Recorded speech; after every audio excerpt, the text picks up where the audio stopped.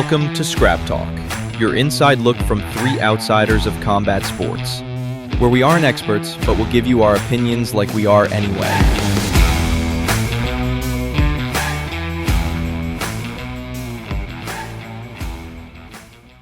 Hello, Scrap Talk Nation. This is Law, and I'm Derek. We are coming from you for our first of what will be many new editions of our deep dive. So our plan on this is that we're going to take a topic, an idea, whether that be a fighter, whether that be a promotion, a belt, just something. And we're going to try to have one of the deepest, most complete discussions that's going to be on the internet of whatever this specific topic is. What do you think, Derek? Does that sound like... I think it's great. I mean, you can cover fighters, you can cover championships, you can cover organizations, decades of the sport. Absolutely. You know, and there's a lot of information. It's still a young sport. Yep. But there is so much stuff, and people have forgotten about so much stuff. Or just don't know. Or they just don't know, yeah. And so, it'd be good for, to learn some new fighters or learn their history or learn where something came from. Learn about how organizations started or, I love that. So I think it's a great idea. The start of these will probably be heavy with Derek and myself as opposed to Scotty, just simply because we'll probably start with some of the older guys, some of the more, at least well-recognized guys, which Scotty might not have the full knowledge base of. So it'll be mainly you and I on this one, but I don't think people hate that too much. So we've been talking about this for weeks, and really behind the scenes, we've been talking about it for months. And we tried to go over who we think is going to be the right one to be the first one, or the right person to be the first one. Yes. And I'll be full and frank to everybody. I suggested, and I kind of thought what we would do first would be Vanderlei, just because he's great. He's your favorite beyond all. I mean, yeah, not a lot of bad stuff there.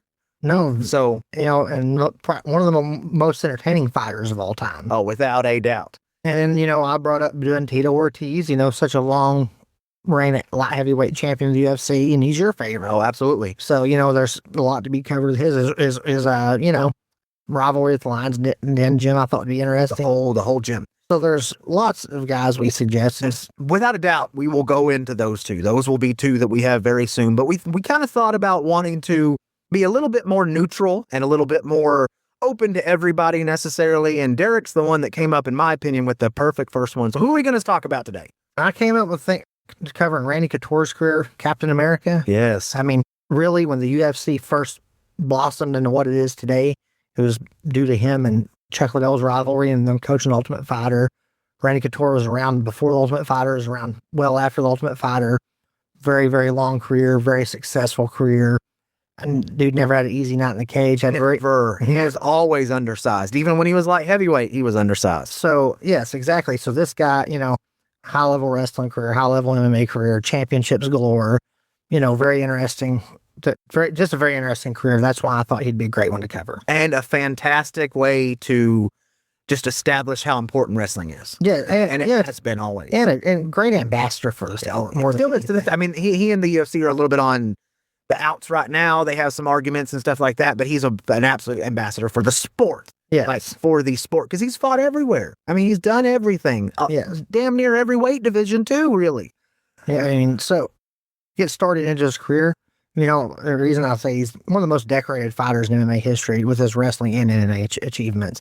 But prior to wrestling in college even, he was a sergeant in the United States Army, which goes along with maybe why he was always so respectful and so, just such a good human. Like he was a sergeant, very instill respect and discipline in him. So, but during high school, state champion wrestler, and then he goes to the military. And after he gets in the military, he joined the military wrestling team. He had a tryout to be on it. And due to some paperwork error, he got sent to the Greco-Roman tryout. And he'd never wrestled Greco-Roman wrestling ever. Oh, wow. Never. And he's a freestyle wrestler. So he'd be like 18, 19 at that age, probably? Yeah, right. Somewhere in there, 19 years old. So he said, hey, I'll go ahead and try it. Well, he was good enough to make the United States military team. Good Lord. And then after the military, goes to college at Oklahoma State University. Yes, sir. And, he's from the Northeast originally. He's from Oregon, I believe, or Washington. I think he lived in Oregon a long time. Yeah, Oregon's where Team Quest was. Sorry. Yeah, somewhere he kind of helped start that. But yes, he was from Washington, goes to Oklahoma State, powerhouse in wrestling, has been forever, wrestled 190 pounds, 3-time All-American there, 2-time national runner-up. After college, he was a Pan American game champion, placed in the World Cups and plenty of major tournaments, and was an Olympic alternate in 1988, 1992, and 1996. That's crazy. And in 2006 would have been, was that one in Atlanta. Yeah. Yes. And then 2000, he made it to the semifinals of the wrestling tryouts where he lost. How old was he in 2000 when he did that? I didn't know that. So Randy started his college wrestling career late, much like he started his MMA career late because he joined the military. So, but yeah, he started wrestling Greco-Roman as an error. It's crazy. And had that successful of a career. Maybe have been, I mean, there's probably some Middle Easterners that are, but one of the best ever to do it. I wouldn't say that, but he's up there. Yeah, I mean, All-American and All-American and national champion in collegiate wrestling is almost the equivalent of an Olympic medal. Not quite the same, but Especially at D1, it's insane. such a high level to get there. And he was a multiple-time D1 wrestler. Stillwater, because they pump out some, don't they? You know, so this is kind of the norm back in the day, but his first UFC was in UFC 13, and really you saw people making their UFC debuts with just outrageous resumes. I mean, think about all the things that you just talked about that he did before he ever really stepped into significant MMA competition. But UFC 13, like we said, that was the first time that he actually fought for the UFC, and this was still back in the days to where they were doing tournaments. So in that fight, he actually fought 2 guys in the same night, and as kind of a regular in his entire career, both of those guys were significantly larger than them. The next time he had a fight, which would have been... He won that tournament. Yeah, well, with those 2 fights. Yes, absolutely. So then the next one, it was basically to determine the #1 contender for the heavyweight championship. He had it against Vitor Belfort. Vitor at that time, which we've kind of talked about him, he'll definitely be someone that we go a deep dive in because he's crazy. At that time, he was only 19. So Randy was probably mid-20s, late 20s. No, Randy started his MMA career at 35 years old. 35. So insane. So, I mean, he's fighting someone that's 19 at that point. Vitor was already feared, already kind of knew what he was. He had those hands striking. Randy took him down, and he kind of used the cardio to stop him with strikes at the end. UFC 221, Randy Couture won his first UFC heavyweight championship against Maurice Smith. Super high-level kickboxer. Insane, and especially even at that time. And like we said, we always talk about how there's not hours in the day for people to catch up at certain skill sets. He started late. Yeah, he started because he was helping somebody, I forget who, get ready for a UFC fight. They get hurt. UFC's like, hey, we'll pay you, $20,000 if you win this tournament. And he's like, well, crap, I only make $25,000 a year coaching wrestling. So yeah, I'll do it. And that's how he got started and continued what we're going to talk about. Crazy. But after he won against Maurice Smith, won it first, so basically a 2-time champion already at this point in just a very short amount of time. The UFC tried to set up a fight between him and MMA legend Boss Rutan. Again, another one we're going to have to cover because while Boss, that dude is the funniest guy and has one of the most interesting stories, and he's just Boss Rutan's so awesome. And I mean, and I would have loved a fight between Boss and Randy. It would have been amazing. But it just never happened because Randy signed with Vale-Tudo Japan, and that's, where Rickson Gracie fought in the tournament where Choke was covered. And relinquish his title. But, as crazy as it sounds, at the time, the UFC wasn't what it is today with the pay and everything like that. So guys often left for the bigger paydays and go fighting for companies, for the payday.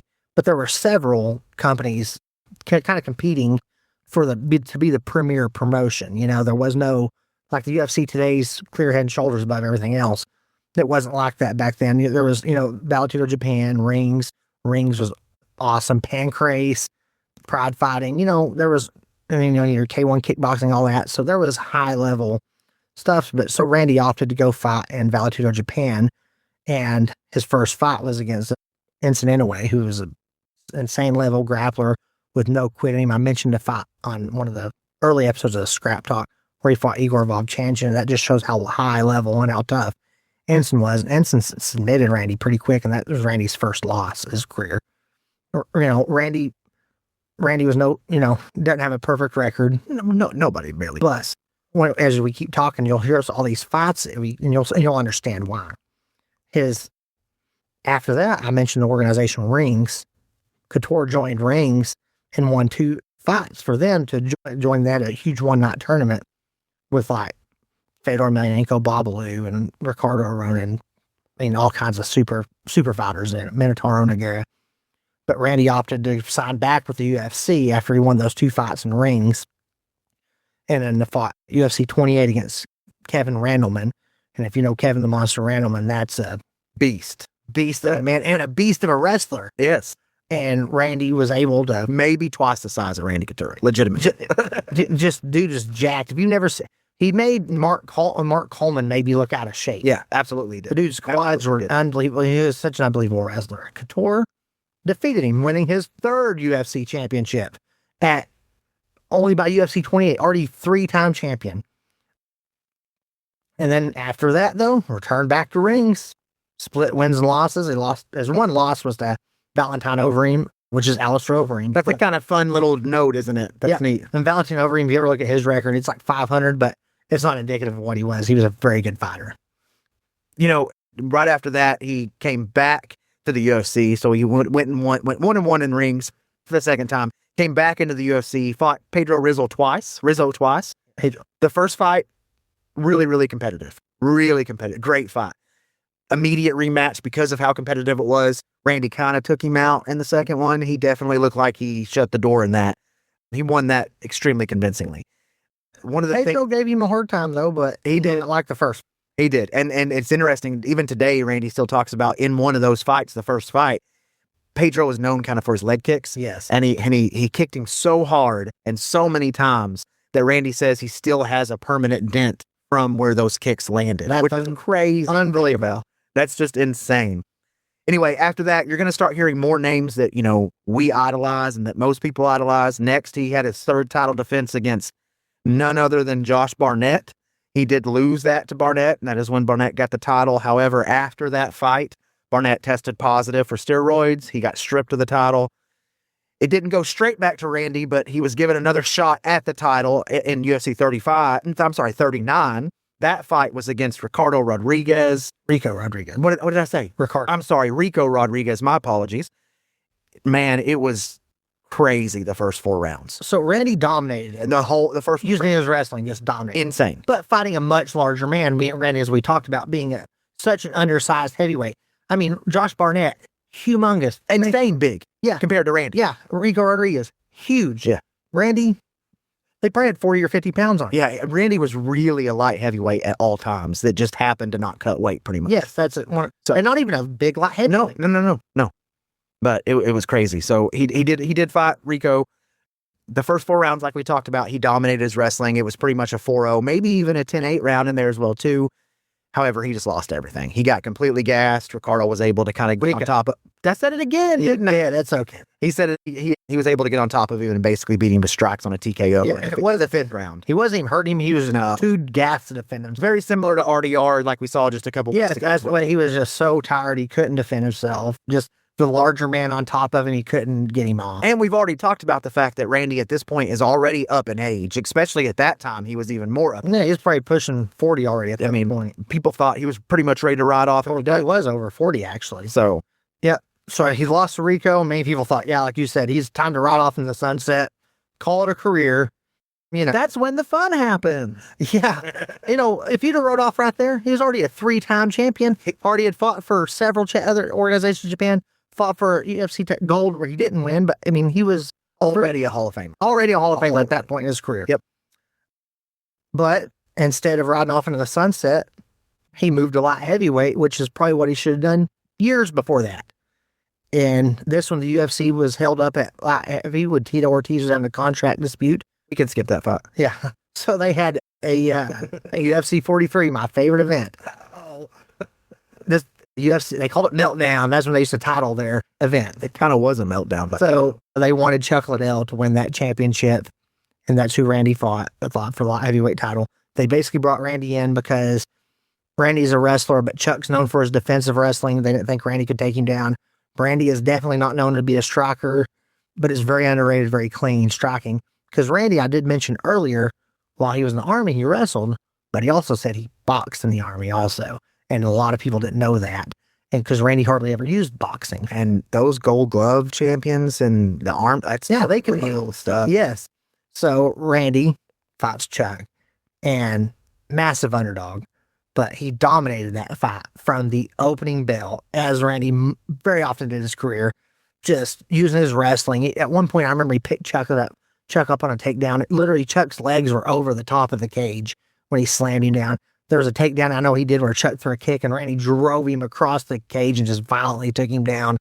Randy was on the feet, though. This is what blew people's minds. On the feet, he was out striking Chuck Liddell. Yeah. Yes, and not just a little bit. And not just boxing him, touching him up, like hard punch. Yeah, he was rocking him. He was dirty boxing. That's what they used to call tie clinching a lot back in the day, dirty boxing. It's true. And he was dirty boxing him, using his wrestling. I mean, literally beating him at every phase in the game. There was not one thing Chuck was doing that was putting Randy in danger, and everything Randy was doing is putting Chuck in danger. And Randy wins. That's when you get the famous Joe Rogan line, "That man is my hero," after he stops Chuck, I think in the third round. Yeah, I think it was. He gets on top of him and just pounds him out, just vicious ground and pound and mounting him. Chuck's gassed, bloodied up. Randy stops him in his tracks, winning another championship. A lot of people don't count interim championships. Still a championship. That's a championship. Yes. Because there's a reason they're fighting for that belt, because that belt division's held up. So you're the number one guy. And they're the only one that holds it after the fight. Yes. Next, though, they did for the undisputed title at UFC 44, which was titled none other than UFC 44 Undisputed. Pretty clever. That was good. But he fought Tito Ortiz, and Tito's kind of comeback fight after, he'd held up the division for a little while. And again, a lot of people didn't think Randy had a chance against Tito, because they're both basically the same fighter, but Tito's younger and more athletic. We thought. Yeah. Yes. But again, from the opening bell, like we said, much like Randy's fights, dominated, taking him down over and over and over, touching him up on the feet. And at the fifth round, there's like 30 seconds left. Tito's going for a half-hearted leg lock attempt, and he's just gassed and beat to hell, and Randy's on top, and Randy's trying to stand up out of it. Well, Tito's just kind of holding on to his leg. Randy starts spanking him like a child, which is one of the greatest things that's ever happened. And I'm glad the ref didn't think as he was tapping out, though. Looking back later, I thought, with refs, I think John McCarthy got it, so hilarious. That would have been awful. But Randy, again, unified the belt. And this one, he was 40 years old. That's crazy. It's insane. So, unified the belt. I know we have guys now today that are 40, but that's just, then it was completely different. I don't know. And like you said, everybody's so much younger. Now we get a 40, they might fight someone who's 38, 39, something of that nature. No, like we talked about, he was 37, 38 fighting a 19-year-old. Yeah, exactly. Like, come yes. on. So, in MMA and boxing both, you kind of hit your peak in late 20s, early 30s. 35 is you're ancient, and that's when he started his career. Crazy. You don't see many guys at 40 years old winning fights. And especially against people that are twice his size. Yes, exactly, yes. That's crazy. But his, next fight gets to fight old rival Vitor Belfort again. And again, that fight, not without some controversy. I always thought it should have been a no contest. Vitor throws a right hand glove. Just grazed Randy's eyelid. Just cut it, though, badly. Randy was wincing, couldn't see out of it. Randy wanted to keep fighting, though. And the ref stopped, or doctor stopped it, sorry. The doctor stopped it. Vitor was crowned the light heavyweight champion. By default in that situation. Yes, Vitor, he said, I was only an inch away. If that punch had been an inch closer, I'd have knocked him out. But it wasn't an inch. So it was, Randy was out of the way of it and just happened. And like I say, it was literally his glove. With Vitor Belfort being the new champion, Randy fought his old rival again, Vitor Belfort. So this will be the rubber match for the UFC light heavyweight championship. Again, I think this is the third time he'd already fought for the light heavyweight championship in a short time. And again, like the first fight, Randy Couture just dominated Vitor from the beginning. He made Vitor quit. Like he didn't quit like throwing the towel, but Vitor, you could tell he was a beaten man. He was not putting forth effort. Like his whole goal was to survive. So, absolutely. And so Randy dominated, much like his first bout with him, and Randy stopped him with a TKO from a cut in the third round. Nice. Pretty ironically, but his, unlike Vitor's, wasn't caused from a fluke punch. His was caused from legitimate ground and pound and punching that he had been doing to Vitor for 15 minutes. That's crazy. So next, Chuck and Randy actually coached the very first and the historic season of The Ultimate Fighter, which is what everybody, a lot of people kind of got into the sport, especially right now. That's when the UFC boomed and kind of turned to what it is now. They were the first coaches of the first ever show. And back then, they don't always do it now, but back then the coaches, they always fought each other. It was kind of, they fought through, and the end of it was going to be the two coaches faced off against whoever the two people that were going for the championship were. So at that point, they turned around and they had the Ultimate Fighter fight, which would be for that. In that situation, though, Chuck actually won by knockout. Couture won the fight against a tough wrestler named Mike Van Arsdale next, and then he rematched Chuck again for their rubber match, their third match. Again, though, Liddell won. So it was like the fourth or fifth time he had already fought for a light heavyweight championship, on top of all the heavyweight championships he'd already fought for. And think about his age at this point. I mean, he's already, like we talked about multiple times, started at 35. So moving forward, it's crazy. He's probably 41, 42 years old, and all of his fights were major fights. And this probably, other than I would say the the Conor McGregor heyday times, this is probably the peak popularity of the UFC at this point. Oh, yeah. Just everybody watching like crazy. It was crazy. We said Liddell won. He actually knocked him out. So after that knockout on the third fight, Randy actually retired from the sport. During the retirement, he worked on the bench. He did some reality shows. He did a couple grappling matches. But kind of like a lot of the greats, he kind of had the bug. It got to him again. So he fought again at UFC 67. He was 43 when he did this, Derek. And he fought none other than Tim Sylvia. So we talked about this ogre thing. This might be one of the uber ogre. So if people don't know, Tim Sylvia, he had to cut a lot of weight to make 265. He's legit 6'10", pushing 7 foot tall. And probably legitimately crazy. And he's a very heavy puncher. Very heavy puncher, trained at military, so that's a tough fight. Well, guess what? Captain America won, and he won the heavyweight title again in this. He was severely undersized, but he actually dropped Tim in the beginning seconds of the very first round and utilized his wrestling ability to basically just dominate the rest of the entire match. After that, he successfully defended his championship against Gabriel Gonzaga. And then he parted ways with the UFC again. He wanted to fight Fedor. And this was kind of a running theme moving forward in that I don't know that the UFC either didn't want him to fight Fedor or they weren't able to get Fedor over. But that's what Randy wanted to do, is he wanted to fight Fedor. They could never kind of get that going. So basically he left, and then that's kind of where it got really ugly. Couture and the UFC, they got involved in a lawsuit where basically they were saying that the other was keeping them from fighting Fedor. They were kind of both saying the same thing in essence. And then, like we're going to talk about in a second, it's UFC 91. All right, well, UFC 91, Randy returned. And if you think about it, that's crazy, because he started his career at UFC 13. He mended fences and returned for a big fight. And you said he started his career when he was 35 years old at UFC. And like I said, there wasn't UFCs every month. Nope. There was 5 or 6 a year. And, so you were at UFC 91. Randy, being the guy he is, the David versus Goliath. Oh, man. And we talked about these ogres that he's fought, and it just gets worse and worse and worse. Yeah. Fights King Ogre. Oh, Brock Lesnar. The ogre of all. And this was like we talked, this was Brock. This wasn't the Brock that we know today, or the, steroid. It probably steroid. Or even Mark Brock. This was Brock right in the prime of his UFC career. Yes. He came back fighting for a heavyweight championship. Randy, I think it was his heavyweight. They kind of, at the time, they had 2 heavyweight champions. It was an odd time in the UFC, but That's true. he just couldn't overcome that size. Randy was 60 pounds at least smaller than Brock Lesnar. This is just crazy to think about. That's like Randy could have fought that'd been like putting a lightweight in against Randy. Nuts. It would have been completely unfair. But, Randy being Randy, he's overcome these type of challenges fighting a larger man repeatedly in his career. He just couldn't overcome this one. Clearly more technical, he literally lost due to size. Brock's just Brock sometimes. Then he came back and fought again, and fought against former Pride champion, former UFC interim heavyweight champion, Antonio Rodrigo Minotauro Nogueira. Love him. Everybody knows him as Minotauro. Again, he's kind of like the Brazilian Randy Couture, like fight anybody any size. Just he was a jiu-jitsu guy instead of a wrestler. But again, it was the fight of the night. Like, it was unbelievable. And both those guys were clearly significantly older than everybody else, but Nogueira won a decision. But, but that wasn't enough to make him quit. Had to lose him 2 in a row. At 46 years old, This is crazy. Randy Couture decided, you know what, heavyweight's not for me.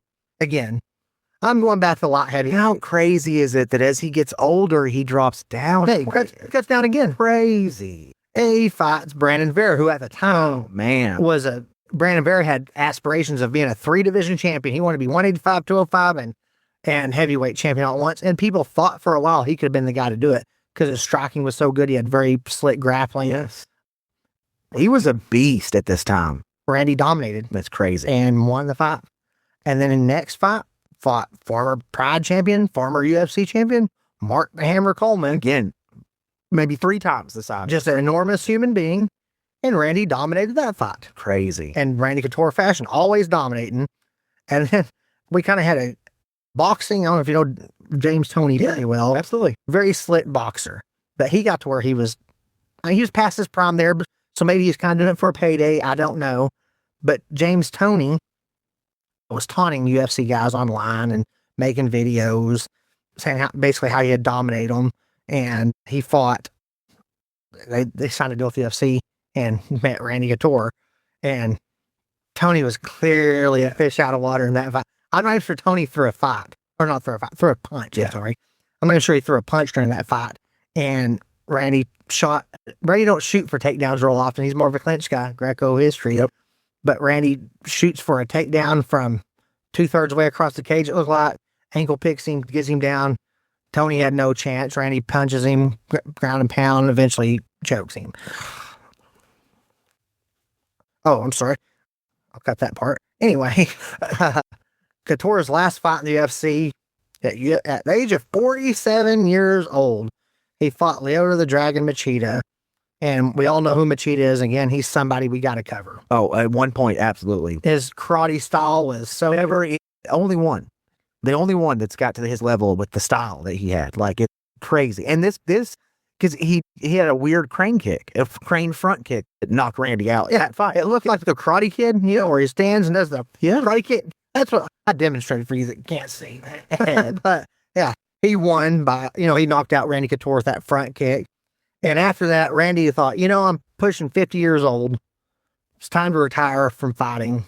And he signed his Bellator as a coach after that. And this is when Bellator was kind of trying. They never got to where they were really challenging the UFC. They were trying. They were trying to, yeah. And which that caused another falling out of the UFC where he hasn't been allowed back to the Still UFC. to this day, I don't know if there's been more stuff happen since then. there's been bad words that have talked. He's still to this day not allowed in an event, And which is crazy. Oh, it's just crazy. Overall, he was 19-11. But again, we've talked about some monsters that he's fought. And he mainly fought heavyweights and mainly fought people that were significantly bigger than him. I mean, and younger. Overall, Randy finished with a record of 19-11, which is a good record. I mean, that's not, anything to shake your head at. But again, this was a time to where he's fighting monsters every single time. It's not easy fights. Not to mention the fact that he was a light heavyweight fighting in heavyweight fights against the big dog heavyweights at all times. It's crazy. He had 30 fights in the UFC, and over half of them, Derek, were for titles, for gold. I bet if you look that up, I don't know. I wonder if anybody else had it. 50% of their total MMA fights be for UFC gold. I bet that's not a thing for anybody else. It might have happened, but if it did, it's because there's been like Alex Pereira, who hasn't had a ton of fights in the UFC. That's true. Something to that nature. But when you're talking about 30 fights, no, absolutely not. That's a record that will never be broken, in my opinion. He's easily going to be remembered as the best undersized heavyweight of all time. It has to be. In any division, any promotion, anything. He has to be that. Yeah. Like, without a doubt. I don't recall him ever being the bigger man in a fight. Maybe not. He was probably bigger than Machida when they were fighting. Like, hell, wait, That's true. he wasn't bigger than Tito. No, he wasn't bigger than Chuck. No. Like he was undersized all the times he's fought. It's crazy to think about that. He's also one of the best ambassadors that we've ever had in the sport. I mean, I know him and the UFC are at it right now. There's stuff with that. That's more about the UFC not wanting him to go do other things outside of their umbrella. As far as a person, he seems to be genuine. He seems to be a good person. He seems to be someone that, he's worthy of having the Captain America moniker without a doubt, in my opinion. Yeah, for sure. You know, you see other fighters talk positive about him. You've never seen one guy. I don't think you can name one fighter that's ever trash talked him and badmouthed him because everybody respects him. And even on the flip side as well, too. He ain't one to just sit here and train. Never trash. You know, we see a lot of fighters now today, Connor, Izzy, all those people that like to talk so much trash. They get their title fights because of it. I mean, they get pushed up because of the way they're fighting. He let his skill. Yeah, 100%. Get him title. It was all about what he did inside of the actual cage as to what you're going to look at. It'd be interesting to think about what would have happened. Like, let's take Randy Couture today and how now people are training at the age of 6 and they're learning from the very beginning and they're going all through this. It would be very interesting to see what Randy Couture could do if he had something in that situation. Which, you know, he cross-trained a little with his boxing in the military. It's not quite the same. It's not the same. It is not the same. Or had he started his career at 22 years old? Or 18. 18, Yeah. Not 35. He started his career and people are finishing their career. Yeah, crazy. I mean, he started at 35. He won 7 total UFC championships, and he had a career that went from 97 to 11. Yeah. Like 97 to 2011. And think of the change in There were everything. They were in the retirements, but that, I mean, he still fought. Yes. Like, yes. it's crazy. And it's right through the heyday. That's right when the UFC got massive. That's right through all the big steroid pushes in the UFC. That's right through all of it. He helped keep the UFC afloat when it struggled. Oh, without a doubt. He helped push the UFC to where it is today. Oh, without a doubt. And he became one of the biggest stars in the sport ever. Yeah. He, you know, also, he helped train a lot of the guys when he's at Team Quest there in Gresham, Oregon. You know, Dan Henderson, Matt Lindland, Evan Tanner, you know, Chelson, the list goes on and on and on about the guys that trained at Team Quest that Randy was like the head guy of the Extreme Couture, you know, in Vegas. And he's one of the best coaches. Yeah. Not just the best fighter, but he's one of the best coaches. And usually it doesn't work that way. Usually I'd have to look, but I know he was a part of the Raw team, the Real American Wrestlers, where it was called. First WWE Raw? Yeah, not WWE Raw, not your favorite. Dang it. But, you know, that's where he started his career wrestling for those guys, or fighting for the Real American Wrestlers, and he team transferred, kind of started Team Quest, then Extreme Couture.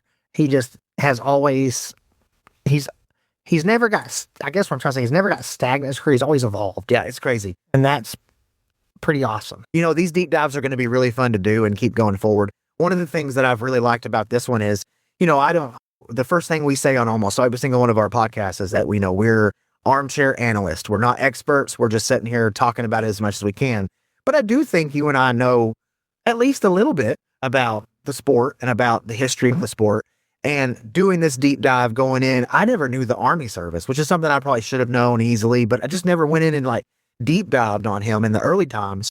So being able to learn that he had that background of military work and he had that background of the Golden Gloves boxing, that's fun to know because that was something I never knew really about. Well, he didn't. So we're going to be able to learn new things that we didn't know about these fighters through these. One more thing that you probably didn't know going into this, and I want to tell it to you just because you're a big pro wrestling guy. His first MMA fight was against Tony Holm, who's from Finland. Okay. Who was a Finnish politician, ended up later killing himself. Oh, great. But he was a WWF wrestler. Love it. Yeah, so he wrestled in the WWF, and Ludwig Borga. Oh. Back in the 90s is who it was. So Randy Couture's first fight was against WWF at the time. Superstar. They cross over even before they were all and Ludwig Borga, we mentioned WWF, that's kind of, you know, obviously steroids. Yeah. So you can imagine how big that man was. At that time. At that time. Yeah, so you can imagine how big that man was if you haven't seen the fight. And Randy made super easy work of him, and that's just a fun fact that you also probably wouldn't have known. He would have been fun. You know, he didn't have the talking part of it, but he would have been someone that would have been fun to have like a WWE run. They could have done a lot with him as well too. I mean, it'd be interesting. He's kind of Kurt Angle before Kurt Angle, and it's funny you say that because Kurt Angle talked about many times he had the opportunity to go to be an MMA fighter or go to the WWE when he first won Olympic gold, and he chose to be a pro wrestler because it paid better. Yeah, but people always say, not he did. People always said they think if Kurt Angle had been an MMA fighter, he would have the career Randy Couture had. Yeah, I mean, you don't know. You don't know. We don't know what it's like if Kurt gets punched in the face, but I will say there's a lot of verified stories out there about Kurt and Brock. Evidently, one time they went at it, and Kurt kind of dominated him. from what I understand. So, but interesting. If you have any suggestions, Jeet Kune Joe or Catch Wrestling Gracie Hunter, Dana White, whoever wants to throw them. yeah, whoever wants to, Boss Rude, if you're listening, we'll cover you if you just want to suggest that. But whoever, if you have suggestions, sport, a time frame, a fighter, Any era too. We're not looking at current, or we're not looking at just anybody that we think would be fun. And it doesn't even just have to be fun as far as like successful in the MMA world. Like honestly, one of these days we're going to talk about War Machine on this deep dive. yes, Things like that. Just anything that's interesting in this sport, we want to go into and give people the opportunity to learn a little bit more, but also to have a fun time listening. yes. So if you have suggestions, it's at scraptalkpod@gmail.com. We're on social media, basically every form of social media, Scrap Talk Pod. We plan on having these episodes out every Thursday, kind of a regular thing moving forward. So throw those suggestions out. We'd love it. Yep. And thank you for listening. We'll catch y'all next time. Have a great one.